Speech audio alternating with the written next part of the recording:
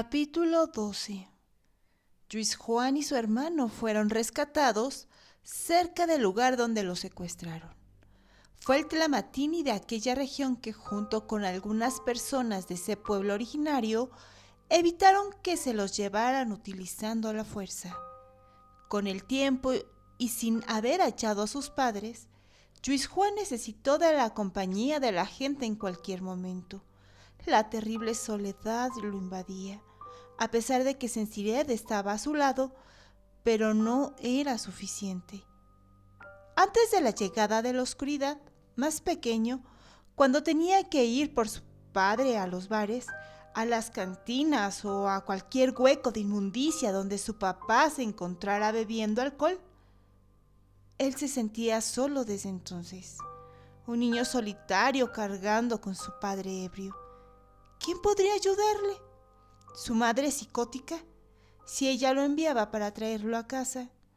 Tenía temor ante los hombres, que también alcoholizados lo golpearon, lo insultaron y lo intimidaron con sus rostros inexpresivos.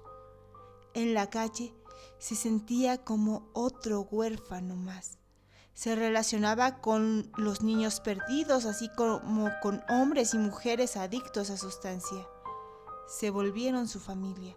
No le importó que lo quisieran un poco más que a una piedra. Se volvió leal a ellos. Lo importante para Lluís Juan fue sobresalir, hacerse necesario, útil.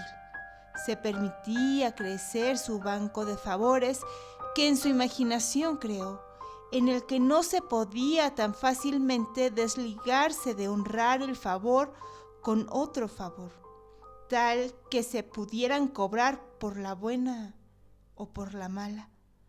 Tomaba decisiones olvidándose de Sensired. Además, él también tenía otros intereses. Durante ese tiempo, de vez en vez volvían a su hogar a ver si alguien había regresado. Nada de ello se sabía. Otras ocasiones prefería no saber si sobrevivieron o no a las tinieblas que se convirtieron en sustancia, o si sus hermanas se salvaron de las leyendas urbanas, de sacrificios de niños a seres ocultos.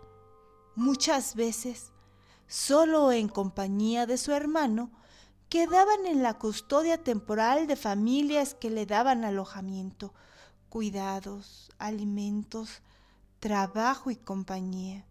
Sin embargo, como enfermos que eran a sustancia, le maltrataban, no viendo en él a un hijo, sino a un trabajador barato del que se aprovechaban, aun siendo un niño. Sensired prefería vagabundear que estar junto a ese tipo de personas. Conforme iba creciendo, lo hacía molesto, pues su banco de favores era devaluado. Decidió unirse a un grupo pandillero, en el que tenían que ganarse la vida. Con una jerarquía estructurada, se premiaban con subir en el escalafón a quienes realizaran bien su trabajo. El ego de Lluís Juan creció, ya que se alimentaba de ganar combates en la calle, de humillar a las personas que le debían tributo y que se pagaba con energía a sustancia. Él no lo sabía abiertamente. Tuvieron que crecerle el sentimiento de que valía mucho en la organización, para que, llegado el momento y pagándole con un alto puesto, él no pudiera reclamar nada. Al fin de cuentas, su conciencia no le molestaba, justificándose a sí mismo que ya había hecho varias cosas a favor de la casta arrabalera a la que él y su familia pertenecían. Hermano, juegas a ignorar que le has vendido tu alma a sustancia, le dijo Sensired, viendo que Lluís Juan se dejaba utilizar con tal de sentirse valorado. No la consumo, dijo defendiéndose de la mirada recriminatoria de él. Y sin embargo, sabía que la adicción a sustancias se manifestaba también en los apegos a las personas, los lugares, las cosas, las emociones, los pensamientos y los sentimientos. Era extraordinario el imperio material e inmaterial de sustancia para someter a la humanidad. Se miraba a sí mismo y se sentía perdido, con la sensación de haber tocado fondo, de haber hecho mal la apuesta de su propia vida. Sintió vergüenza. Con el pasar de los años, recordaba con dificultad cómo volver a casa. A veces, como por instinto o dependencia emocional, sus pies lo dirigían a su viejo hogar.